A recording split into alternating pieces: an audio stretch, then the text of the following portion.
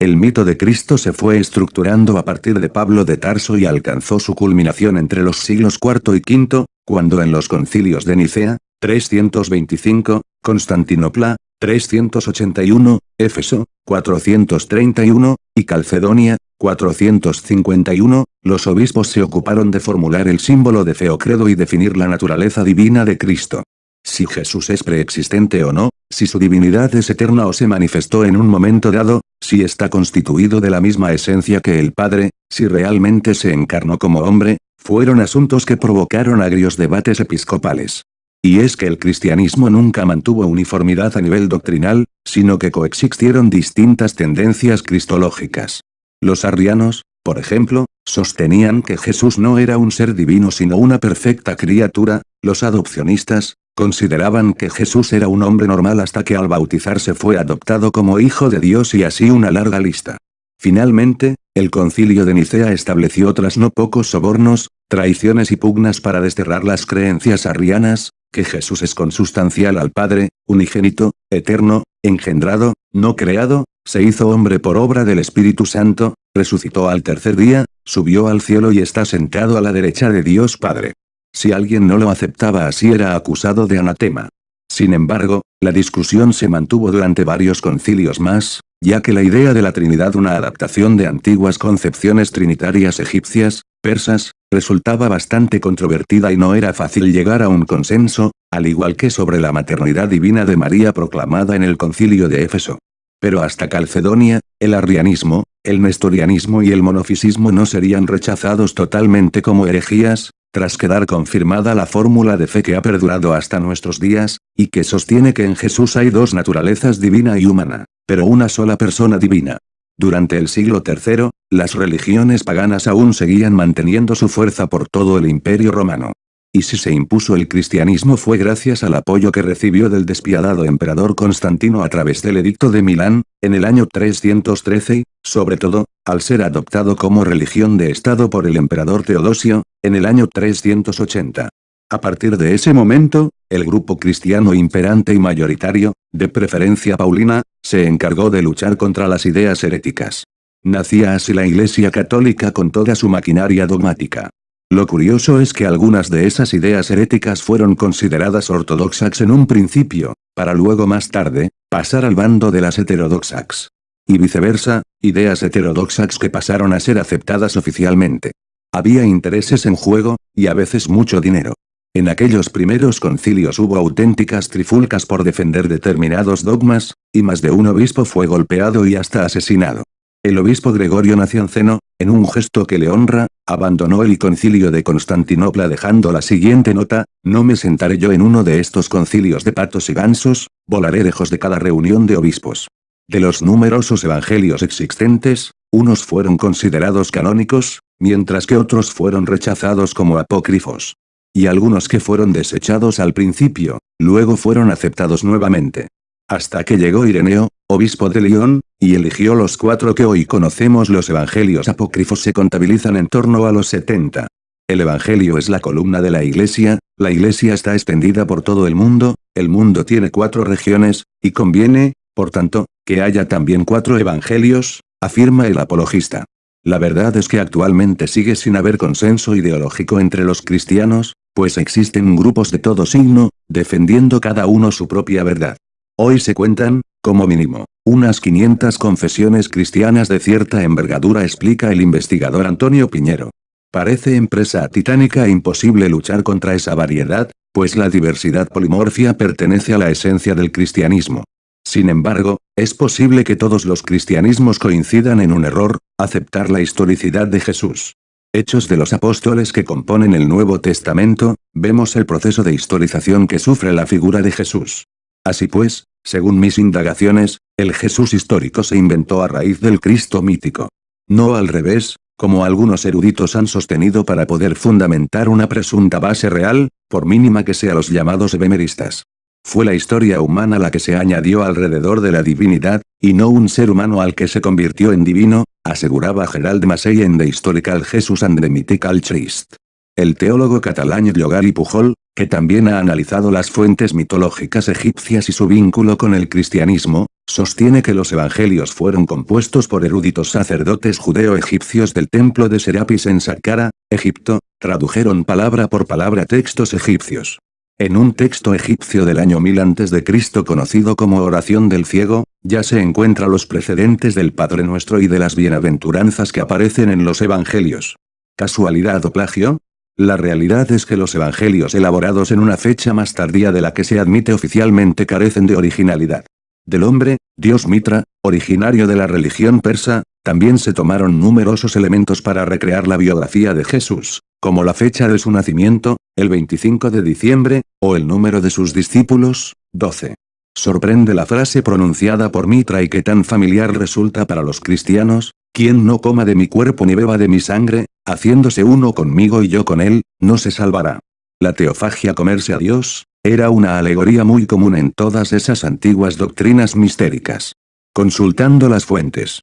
Los elementos que configuran la vida de Jesús: nacimiento de una madre virgen, milagros, muerte redentora, resurrección y ascensión a los cielos están presentes en los relatos míticos de otros hombres, dioses y héroes que formaron parte del mundo antiguo como Osiris, Mitra, Actis, Apolo, Dioniso, Adonis.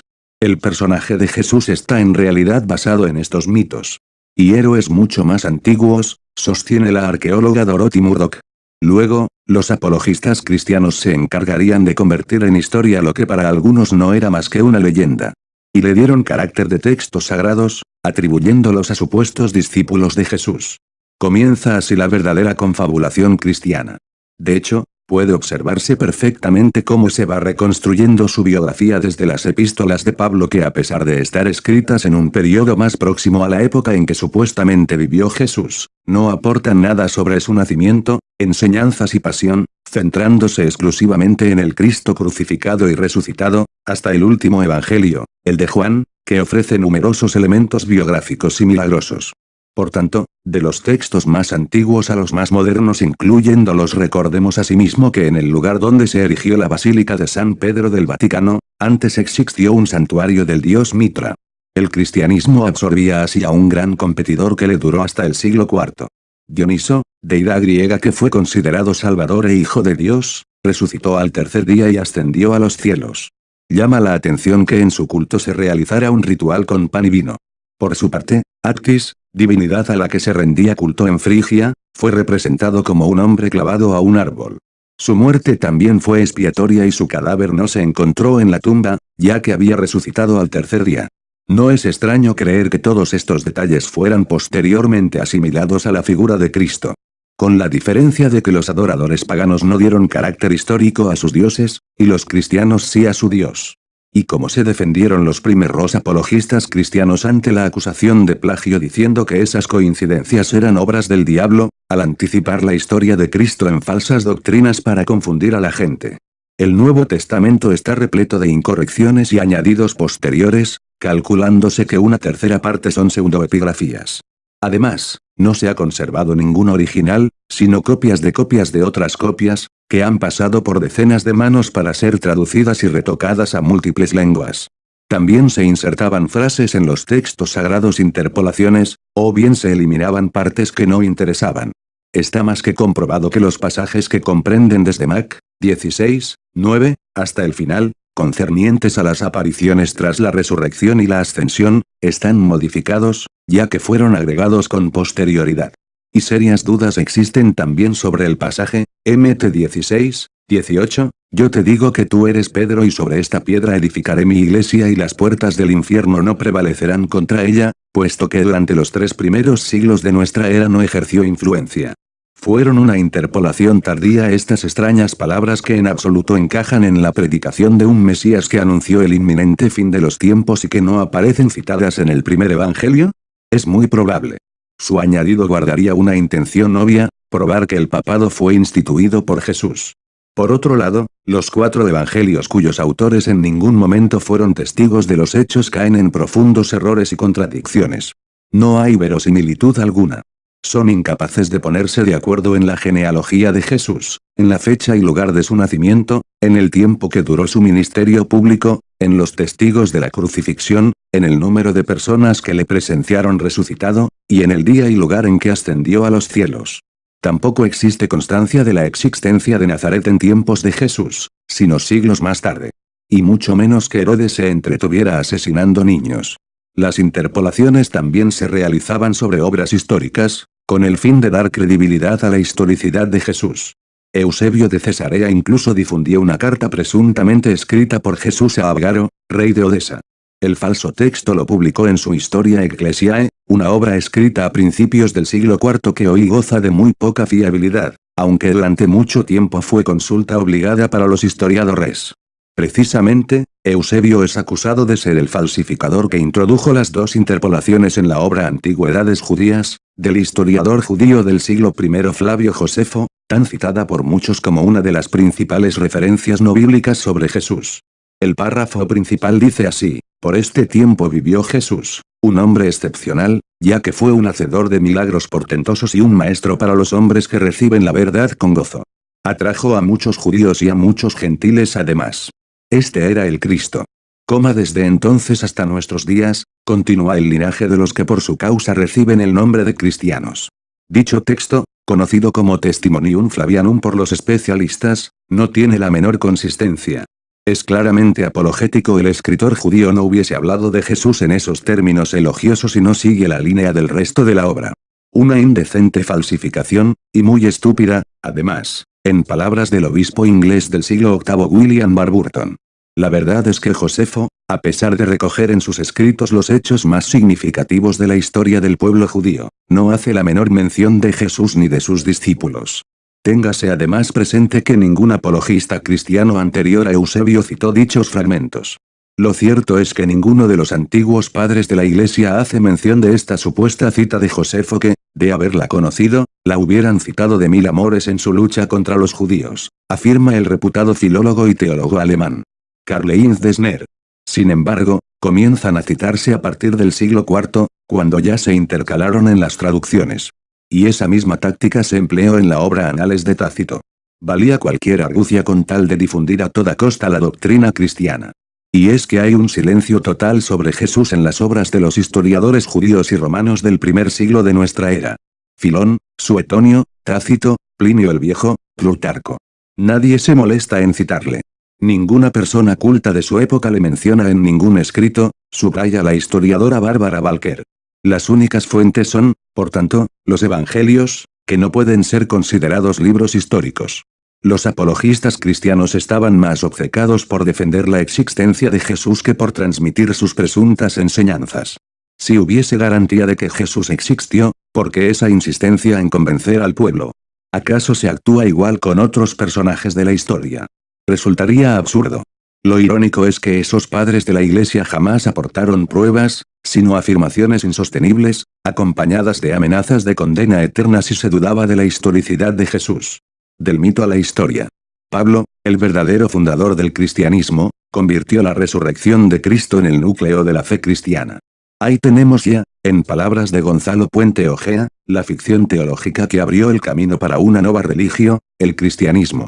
Sorprende que Pablo no transmita nada acerca de las enseñanzas de Jesús. Por tanto, no podemos hablar de una religión de Jesús basada en lo que predicó el amor al prójimo, sino más bien de una religión sobre Jesús centrada en su resurrección como eje salvífico. La Iglesia ha dado, pues, más importancia al mensajero que al mensaje, por eso se olvidó tan pronto de seguir los preceptos del Evangelio. Si el cristianismo pudiera haberse establecido sin un conocimiento de las enseñanzas de Jesús, ¿por qué, entonces, vino Jesús a enseñar? El hecho de que no haya un solo sermón del Jesús de los Evangelios que sea citado por Pablo en sus muchas epístolas, es inexpugnable, y ciertamente fatal para la historicidad del Jesús del Evangelio, afirmaría Magurdit Mangasarian, que abandonó su cargo como ministro presbiteriano al descubrir inconsistencias bíblicas. En Pablo se aprecia la huella de la gnosis, presente en algunas de sus epístolas en las que no aparece el Jesús histórico por ningún lado, y también el pensamiento platónico, con su idea del alma inmortal. ¿Cómo es posible esta paradoja? Puntos suspensivos. Solo hay una respuesta: admitir que entre esas epístolas algunas no son de su autoría, sino elaboradas posteriormente por ciertos apologistas. En dichos textos, Pablo se refiere a un Cristo místico, perteneciente a una realidad espiritual que se encuentra dentro de nosotros mismos. Estoy crucificado con Cristo, y ya no vivo yo, pues es Cristo el que vive en mí. Gal. 2,19-20. Lo mítico fue transformado gradualmente, por arte de la falacia teológica, en histórico. Así, la interpretación literalista se impuso de forma drástica cuando el cristianismo se convirtió en la religión oficial del imperio y luchó de manera implacable contra aquellos que se oponían a la ortodoxia. Se iniciaba un periodo oscuro de superstición e incultura. El gnosticismo del griego gnosis, que significa conocimiento, sistema filosófico místico sobre el que se fundamentaron las doctrinas mistéricas y según el cual el contacto con la divinidad puede alcanzarse a través de la vía interior, era una herejía. Grandes bibliotecas repletas de textos gnósticos y numerosos templos paganos fueron saqueados y quemados. La eminente filósofa pagana y científica Hipatia de Alejandría sería cruelmente asesinada por un grupo de fanáticos cristianos, obedeciendo órdenes del obispo Cirilo. La Iglesia comenzaba a cosechar poder y riquezas, distanciándose cada vez más de aquel espíritu humilde de las primeras comunidades cristianas, que pretendían seguir las enseñanzas del Jesús de los Evangelios. El bienaventurados los pobres se convirtió en bienaventurados los pobres de espíritu. El cristianismo, que fue la religión de una comunidad de hermanos iguales, sin jerarquía y burocracia, se convierte en iglesia, en reflejo de la monarquía absolutista del Imperio Romano, afirma Erich Fromm. La Iglesia, en su afán por perpetuar su dominio, solo quería ignorantes entre sus feligreses para persuadirles fácilmente y grandes eruditos en su jerarquía apostólica para velar por la tradición eclesiástica. Una jerarquía, por cierto, que se creía sucesora directa de los discípulos de Jesús. Y que no soportaba a sabios ni a filósofos que tendían a cuestionar los fundamentos de la fe o tenían una visión metafísica alejada de la teología cristiana. El filósofo pagano Celso, refiriéndose a los cristianos, afirma, siempre están repitiendo, no examines. Solo cree, y tu fe te hará bendito. La sabiduría es una cosa mala en la vida, es preferible la necedad. Celso demuestra un gran conocimiento de la religión cristiana, siendo sus críticas muy fundamentadas, citando numerosas fuentes, examinando las contradicciones bíblicas y mencionando las sospechosas coincidencias con las doctrinas mistéricas, así como el plagio y deformación que hacen los apologistas de las enseñanzas griegas y del judaísmo. Su opinión sobre el episodio de la resurrección de Cristo no puede ser más tajante, pero lo que se debe examinar es si alguno, verdaderamente muerto, ha resucitado con su propio cuerpo. Estando vivo no pudo socorrerse a sí mismo, pero después de muerto resucita y muestra las señales de su suplicio, como habían sido taladradas las manos. ¿Y quién vio todo esto? Una mujer exaltada, como ustedes dicen, y algún otro del mismo grupo de hechiceros. Celso considera indigno que el Hijo de Dios muriese de esa manera y que al resucitar se apareciera de forma extraña a unos cuantos discípulos suyos, tan poco fiables en sus testimonios. Si Jesús quería mostrar su poder divino, debiera haberse mostrado a los que lo insultaron, al juez que lo condenó y a todo el mundo en absoluto, opina el filósofo, quien niega la existencia de Cristo igual que la de los dioses paganos. Porfirio, filósofo neoplatónico, también es rotundo en su obra contra los cristianos, de la que solo se conservan unos pocos fragmentos. Los evangelistas son inventores, no historiadores de los acontecimientos realizados en torno a Jesús. Cada uno de ellos escribió no en armonía, sino en desacuerdo, especialmente en lo que se refiere al relato de la pasión. Cuando a lo mítico le damos carácter histórico, le estamos arrancando su verdadero valor simbólico. Y eso ha ocurrido con la figura de Cristo, tan manipulada a lo largo de la historia eclesiástica. Su naturaleza arquetípica e imperecedera está fielmente reflejada en los manuscritos gnósticos de Nag Hammadi descubiertos en 1945, que nos han llegado intactos y que relatan el auténtico significado oculto del cristianismo primitivo, muy alejado de la ortodoxia religiosa impuesta con posterioridad por la Iglesia. Estudiando esos manuscritos, y comparándolos con los textos sagrados oficiales, vemos lo lejos que se llegó para urdir lo que a mi parecer es el gran fraude de la historicidad de Cristo. La infamia de los conspiradores eclesiásticos actuando como depositarios de una presunta verdad revelada y como guardianes de una determinada dogmática doctrinal, hizo que la perseguida tradición gnóstica cuyo pilar era la búsqueda interior para acceder al conocimiento de lo supraterrenal degenerase en una falsa fe, administrada siempre bajo un férreo control teocrático, y que hoy siguen compartiendo millones de personas. ¿No es ya momento de tomar conciencia de que todo pudo haber sido un elaborado engaño? Jesucristo nunca existió, ni tampoco los apóstoles. Los cristianos jamás fueron perseguidos y martirizados por los romanos, Principalmente porque no hubo un solo cristiano sobre la faz de la tierra hasta el siglo IV, cuando el emperador Constantino crea desde cero una religión monoteísta sobre la que cimentar su ambición. La ambiciosa y delirante idea parte de Lactancio, un maestro de retórica convencido de que la supervivencia del imperio dependía de la sumisión de los romanos a un dios único. No se trata del argumento de una novela, aunque esté novelada, sino de la conclusión del escritor Fernando Conde Torrents tras 23 años de minucioso estudio de los llamados textos sagrados y que expone en su controvertido libro Año 303, Inventan el cristianismo, Alfa Andrómeda. La tesis de la inexistencia histórica de Jesús no es nueva, ha sido defendida antes por Robert Price Ollogar y Pujol, pero Conde ha llegado por un camino inédito, comparando los textos originales en griego, idioma que tuvo que aprender para llevar a cabo la investigación, y detectando que no hubo 4 evangelistas sino 2 autores, Lactancio y Eusebio de Cesarea, que escribieron la falsificación entre los años 303 y 320 de nuestra era. De estar en lo cierto la hipótesis de Fernando Conde, estaríamos sin duda ante el mayor faque de todos los tiempos. Fernando atendió la llamada de Estrambotic desde su hogar en la muy católica Navarra. Ayer nos despertamos con la noticia de que Defensa había ordenado a los cuarteles poner la bandera a media asta por la muerte de Jesucristo. Esto está sucediendo en 2017. La sociedad sigue estando muy condicionada por la religión católica, el 100%, incluso los que se denominan ateos o agnósticos, entre otras cosas porque sus hijos se educan donde se educan y con las consecuencias fatales de este fraude. Yo le llamo el viejo paradigma, un paradigma que habrá que superar. Los llamados miticistas, como Robert Price, comparan a Jesucristo con Superman.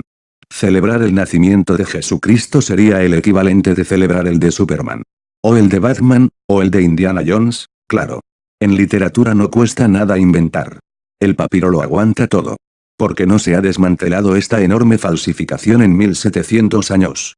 Porque las altas esferas, y ahí incluyo al gobierno actual, forman un bloque que está ligado a la jerarquía eclesiástica y, claro, lo que la jerarquía intenta por todos los medios es actualizar esta falsificación y hacer creer que sigue estando vigente. Llevada a sus últimas consecuencias, un libro como el suyo, que demuestra la falsedad del cristianismo, debería implicar el desmantelamiento de toda la gigantesca estructura creada en torno a la figura de Cristo.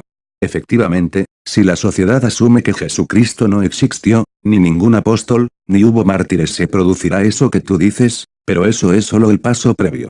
Lo importante es que recuperemos la doctrina auténtica que existía antes de que aquellos 3 sinvergüenzas Lactancio, Constantino y Teodosio la sepultaran con el cristianismo. No basta con eliminar algo negativo, tenemos que recuperar lo positivo que se nos robó. ¿A qué se refiere? Al helenismo que había en Grecia antes de Constantino. El gran crimen del cristianismo no es que nos haga adorar a un ser que no existió y de una visión de la divinidad falsa, deformada y casi indecente. Los mejores hombres de la humanidad hasta entonces, que habían nacido en ese paraíso para el pensamiento libre que fue Grecia, habían encontrado el motivo de la existencia, la razón de ser, la forma de evolucionar y de crecer, y lo exponían en escuelas de sabiduría, de las que en Atenas había 3, además de en Alejandría o Nicópolis. Esa doctrina que resiste la crítica del hombre del siglo XXI, porque la verdad con mayúsculas no puede ser rebatida, fue sepultada por los cristianos, cerraron las escuelas, quemaron los libros y nos dejaron ignorantes.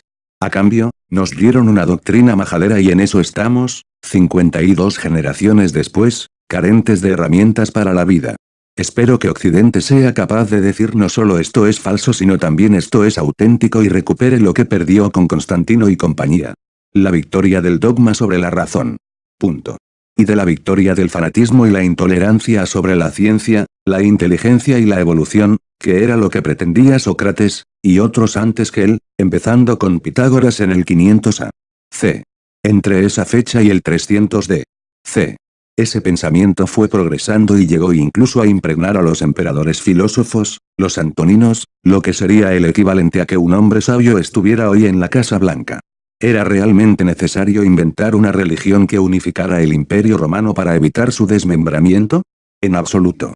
Hay que darse cuenta que, durante 1700 años, nos han vendido una imagen de la historia que es la que convenía a la falsificación, y por ello se ha ensalzado por las nubes a Constantino. Fue su antecesor, Diocleciano, el que verdaderamente solucionó el problema que tenía el Imperio Romano de inestabilidad. Porque entonces ese afán por conseguir un dios único para los romanos La continuidad ya estaba conseguida, pero de ninguna manera era necesaria una unión porque Roma había sido tolerante con todos los dioses de los países conquistados, y ahí está el panteón para demostrarlo. Lo que pasa es que a Lactancio se le metió en la cabeza que el Dios único estaba enfadado con los romanos por permitir la adoración de dioses falsos, según él. Este supuesto enfado iba a desencadenar el fin del mundo y, para evitarlo, había que poner en marcha una religión en honor al Dios único e implantarla en todo el imperio. Eso fue lo que intentó vender a Diocleciano, que no le hizo ni caso, y le acabó vendiendo a Constantino. Más que un ingenuo que se deja embaucar por Lactancio, Constantino parece un pragmático, que ve en esa religión la manera de conseguir el poder absoluto. Efectivamente, es un pragmático. Él iba a lo suyo y pasaba por encima de todo, incluso de su palabra. El cristianismo no hacía ninguna falta, más bien al contrario. Posiblemente, el cristianismo ayudó a debilitar el imperio romano, en tanto dividió a la población en dos, generando pequeñas guerras civiles locales en algunos lugares de Oriente, los nicenos, que no eran tolerantes, contra los no nicenos. ¿Quiénes son los nicenos? Los seguidores de Lactancio, los partidarios de que Jesús era hijo de Dios. Los arrianos, seguidores de Eusebio, consideraban que Jesucristo era un maestro de sabiduría más. Desgraciadamente, estos últimos perdieron la batalla final y fueron borrados de la historia.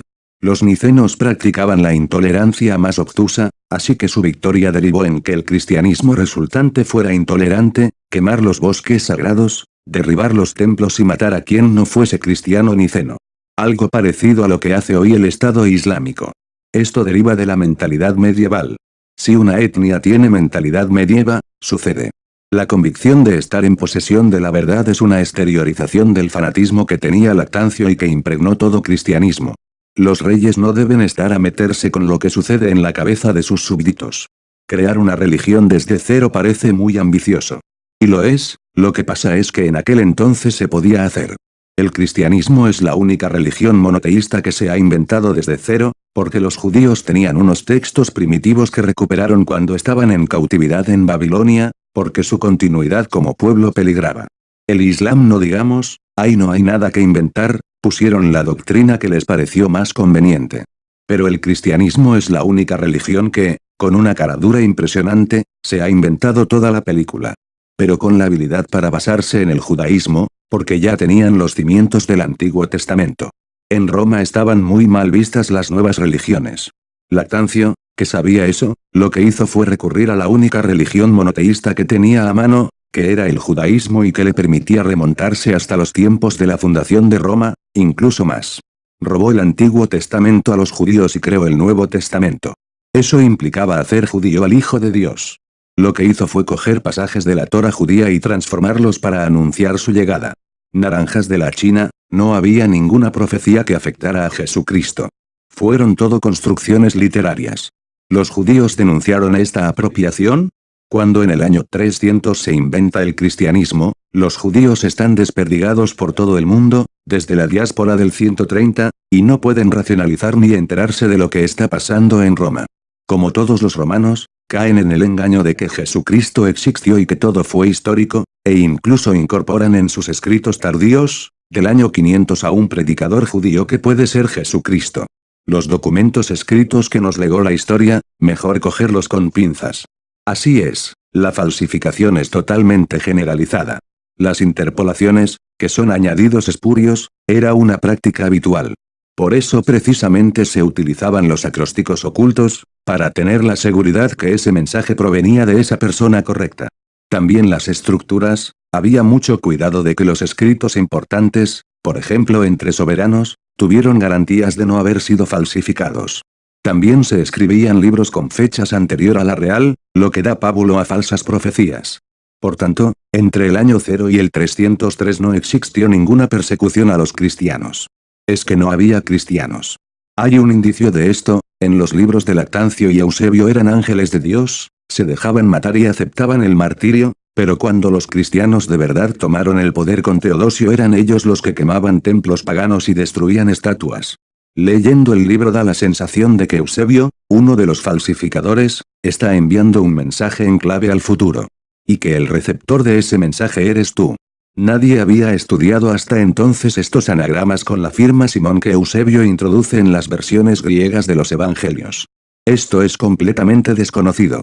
Hay otros investigadores independientes que defienden que Jesucristo nunca existió, pero han llegado a esa conclusión por otro camino.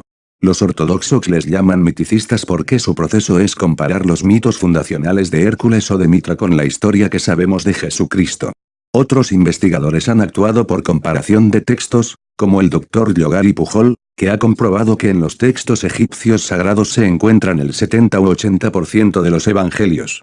Lo que yo he hecho es entrar en el proceso de redacción de los textos cristianos, y para ello he aprendido griego, para leer el Nuevo Testamento en su lengua original y gracias a ello he podido encontrar pruebas documentales. Una prueba son los acrósticos. Eusebio se estaba riendo de lo que decía el majadero de Lactancio y puso fábula, patraña, tontería, que es lo que quiere decir Simón, que no es un nombre propio sino bulo. ¿Esto es falsable? Sí, claro. La prueba está en el texto griego. Cualquiera que coja un Nuevo Testamento interlineal castellano y griego puede inferir lo que yo afirmo. Yo me he servido del Sinaiticus y del Alejandrinus, el primero es dominio público y el otro conseguí una versión en CD-ROM. Lo que no conseguí fue el Vaticanus, que aparentemente es inaccesible, pero con dos es suficiente para inferir el texto primario. ¿Y estas Biblias contienen los textos originales de Lactancio y Eusebio, las falsificaciones del Nuevo Testamento? Absolutamente negativo. El texto que escribieron Lactancio o Eusebio es lo que yo llamo texto primario. Cuando se descubrió que existían acrósticos de Simón se ordenó que se destruyeran todas las copias en los conventos, cenobios e iglesias. Entonces, en la época de Teodosio, surgieron los textos secundarios, el Sinaiticus y el Alejandrinus, el Vaticanus y otros en papiro que pueden existir. Los primarios se queman y solo quedan los secundarios. Lo que pasa es que con dos textos secundarios se puede reconstruir el primario, tal y como explico en el libro. ¿Cómo han reaccionado los académicos a su libro? De varias maneras. Hay quien me ha rebatido detalles metodológicos, hay quien ha reconocido que no puede arriesgar su posición académica por debatir conmigo y finalmente hay quienes han decidido que mi libro es una tontería y que no merece la pena ni leerlo. ¿Te consideras un hereje, académicamente hablando? Si esto lo hubiera escrito hace 200 años, la Inquisición ya estaría encima. Por suerte, hemos logrado nuestro derecho a expresarnos. Lo que sé que tengo perdida es la batalla con el Consensum Editorum. Los así llamados entendidos son partidarios de la falsificación y llevan negando cualquier teoría disidente desde hace 150 años, desde Tubinga.